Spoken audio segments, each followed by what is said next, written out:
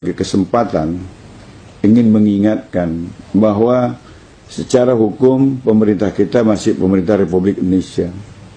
Secara politik, ya memang mereka masih dipilih secara demokratis oleh warga negara Indonesia.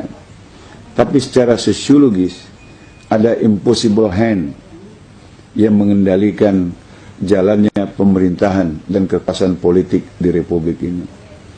Ya, kita nggak tahu apa itu, tapi yang kita khawatir adalah munculnya kembali tanda-tanda kebangkitan PKI.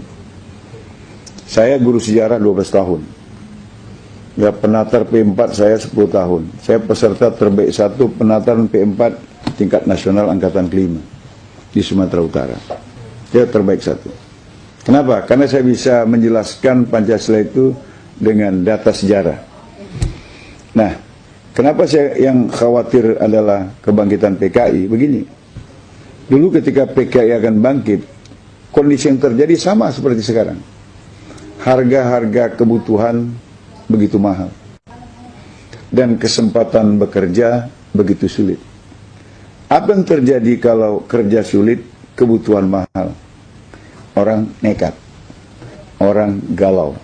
Situasi ini sangat subur untuk diprovokasi ke arah kepentingan sang provokator.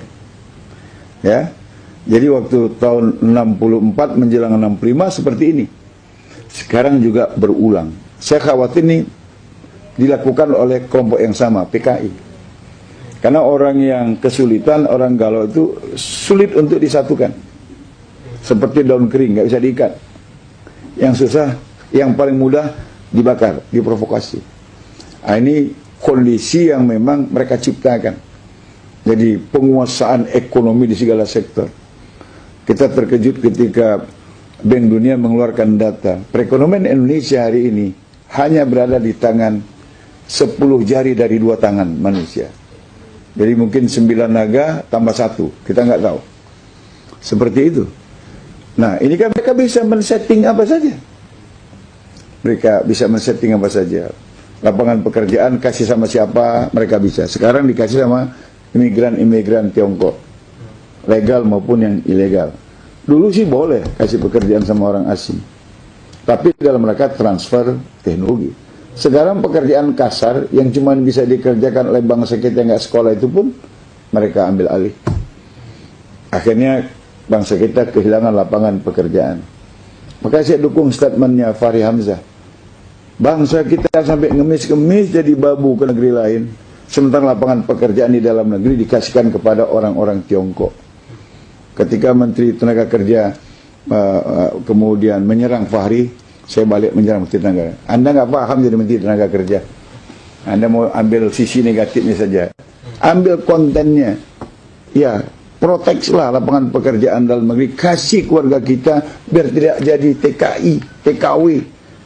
Anda kok malah marah? Memang ada menteri yang bodoh, saya bilang. Nah, itu sudah terjadi ya, kesulitan pekerjaan dan mahalnya harga barang. PKI dulu bangkit dalam situasi seperti ini. Kenapa? Rakyat mudah diprovokasi. Yang kedua, ciri kebangkitan PKI tahun 65 itu adalah kriminalisasi ulama dan tokoh bangsa. Lagi-lagi supaya masyarakat kehilangan arah, nggak ada panutan.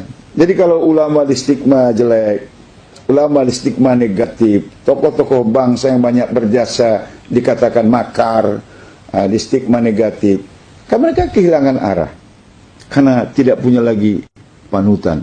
Ini juga situasi yang diinginkan PKI.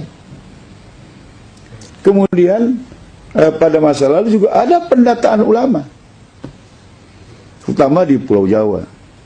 Dan setelah didata, rata-rata ulama itu matinya tersembelih.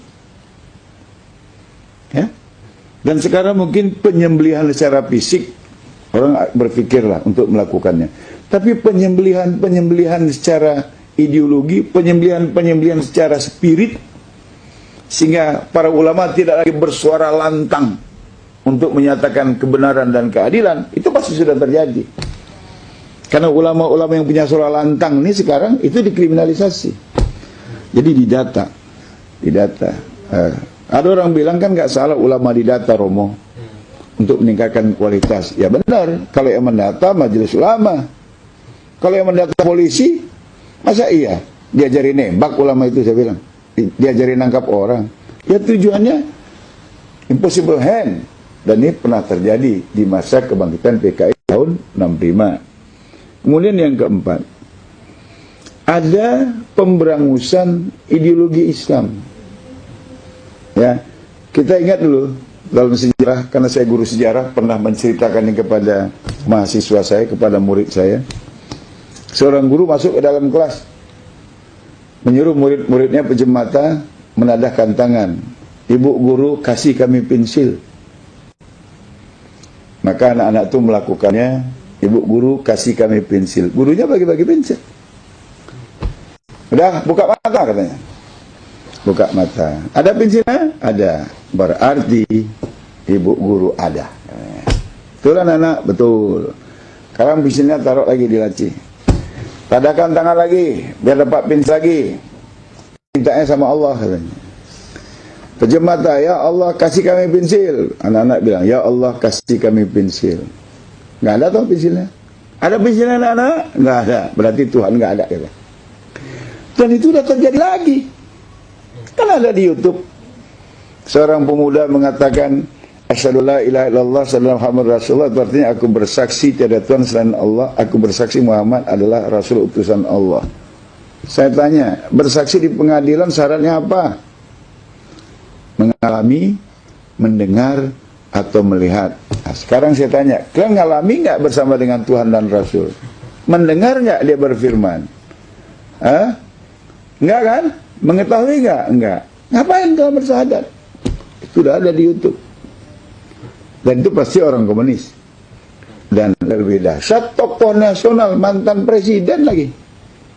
Dalam hari ulang tahun partai yang dipimpinnya.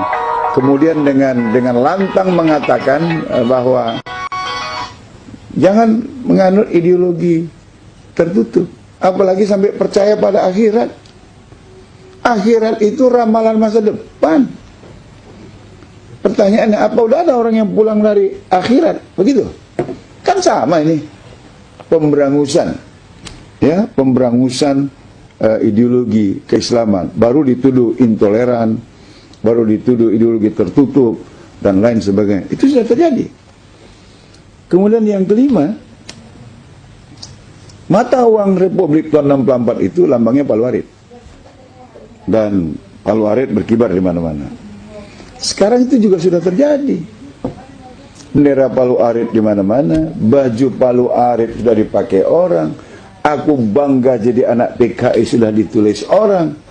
Dan uang baru, pecahan 5.000, 10.000, 20.000, 50.000, 100.000, bacaan BI dengan cat yang terputus-putus. Kalau kita rekonstruksi, ya memang Palu Arit lagi. Lengkap ya? Lengkap itu sudah ciri-ciri kebangkitan PKI. Makanya saya khawatir ada impossible hand. Ya oke, memang pemerintah kita secara hukum masih pemerintah Republik Indonesia. Secara politik dipilih secara demokratis oleh rakyat Indonesia. Tapi kenapa kebijakannya seperti ini? Saya khawatir ada kekuatan lain yang paling saya khawatirkan adalah impossible hand. Itu adalah PKI, karena ciri-cirinya udah sama dengan ciri kebangkitan PKI tahun 65 yang lalu. Dan ini patut diwaspadai oleh semua pihak, semua agama. Karena kalau PKI berkuasa, bukan cuma umat Islam yang dihabis, tapi semua mereka yang yakin kepada Tuhan itu.